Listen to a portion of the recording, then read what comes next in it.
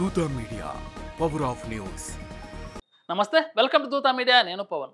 భారత ప్రధాని నరేంద్ర మోదీ ఇటీవల చైనా పర్యటన ముగించుకొని భారత్కు తిరిగి వచ్చారు. ఈ పర్యటనలో ఆయన చైనా అధ్యక్షుడు జిన్పింగ్తో భేటీ అయ్యారు. చైనా ప్రపంచంలోనే అతిపెద్ద ఆర్థిక శక్తి. తయారీ రంగంలో ఆ దేశం అగ్రస్థానంలో ఉంది. భారత్తో స్నేహం బలపడితే చైనా కంపెనీలు భారత్లో భారీగా పెట్టుబడులు పెడతాయి. దీనివల్ల మన దేశంలో కొత్త పరిశ్రమలు వస్తాయి, ఉపాధి అవకాశాలు పెరుగుతాయి. అలాగే భారతీయ ఉత్పత్తులకు చైనా ఒక పెద్ద మార్కెట్గా మారుతుంది.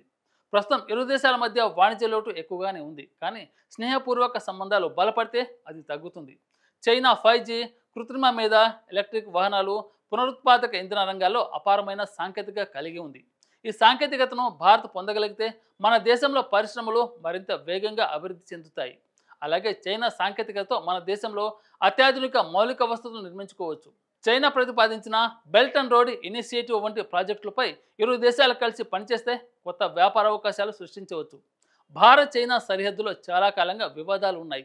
ఈ ఉద్రిక్తలు తగ్గితే రెండు దేశాలు సైనిక ఖర్చులను తగ్గించుకొని ఆర్థిక వనరులను ప్రజల సంక్షేమం, అభివృద్ధి కోసం వినియోగించవచ్చు.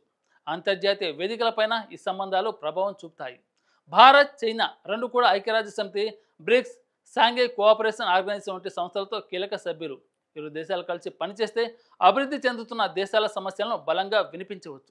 ఉగ్రవాదం, ప్రపంచ వాణిజ్య నిబంధనలు వంటి అంశాలపై ఇరు దేశాలు ఒకే దిశలో నడితే ప్రపంచానికి లాభం చేకూరుతుంది. ఈ స్నేహపూర్వక సంబంధాలు పొరుగు దేశాలపై ఒత్తిడిని తగ్గిస్తాయి. భవిష్యత్తులో యుద్ధాలు, ఘర్షణలు రాకుండా నిరోధిస్తాయి.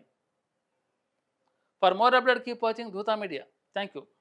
For more updates please subscribe Dootha media.